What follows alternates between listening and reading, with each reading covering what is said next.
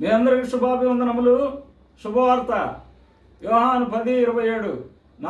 నా గొర్రెలు నా స్వరము వినును, వాటిని నేను ఎరుగుదును, అవి నన్ను వెంబడించును.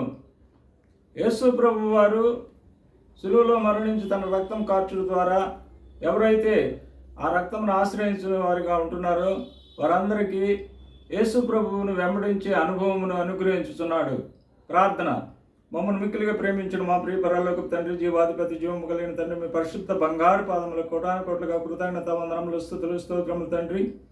నాయన, సంతానం లేని వారికి సంతానం అనుగ్రహించండి, వివాహం కాని వారికి వివాహం అనుగ్రహించండి, రక్షణ లేని వారికి రక్షణ అనుగ్రహించమని యేసు ఉన్నతమైన పరిశుద్ధమైన నామములో స్తుతులు, స్తోత్రములు, కృతజ్ఞత స్తుతులు కోటాను కోట్లుగా సమర్పించి మిక్కిలి వినయముతో బ్రతిమలాడి వేడుకొని ప్రార్థన చేయుచున్నాం తండ్రి.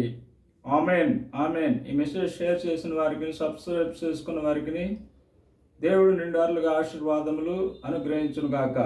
Amen, amen.